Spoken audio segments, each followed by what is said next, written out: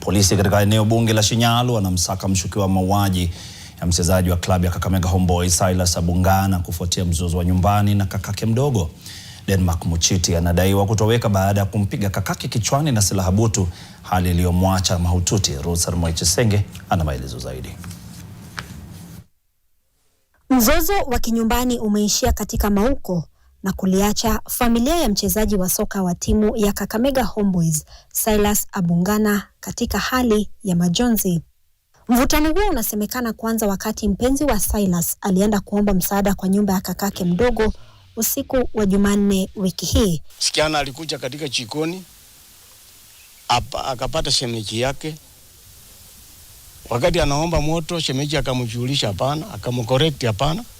Wewe unaomba moto na muko na kazi. Aliporudi kwake aliambia Silas na akatoka kwa hasira akakata waya ile ambayo inapeleka taa kwa huyo kijana akiwa ndani ya nyumba. Hali hii ilisababisha Denmark Muchiti kutaka majibu kwa kakake mkubwa, ila majibizano hayo yaliishia Silas kuuguza majeraha. Kijana rudi kwa nyumba, akachukua muti ambaye ni rungu, akamkonga kwa kichwa mahali hapa. Ni kisa kilichowashangaza wazazi wao na hata jamii nzima. Lakini ya watoto wangu walikuwa wanapendana tu, vijana wote watatu. Hata hivyo, familia ya mwenda zake imelaumu hospitali ya rufaa ya Kakamega kuchelewa kutoa matibabu kwa mwanao tangu alipofikishwa hospitali Jumanne hiyo hadi kifo chake mchana wa leo. Daktari hata kuhusika karibu. Waliweka tu maji peke yake. Walitaka sisi tulete tukaleta, lakini inashinda tu hapo. Tumeleta hii, tumelitaka tulete.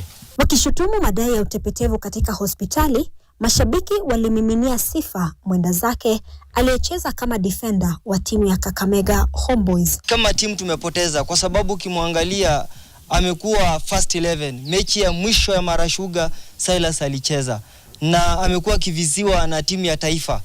Kwa saa hizi bado tuko na watu wa familia na tunaendelea kufanya uchunguzi ili tujue ni nini kilithiri, ili tuweze kufuatia kulingana vile mwajibu wa sheria vile. Ruth Moichesenge, NTV.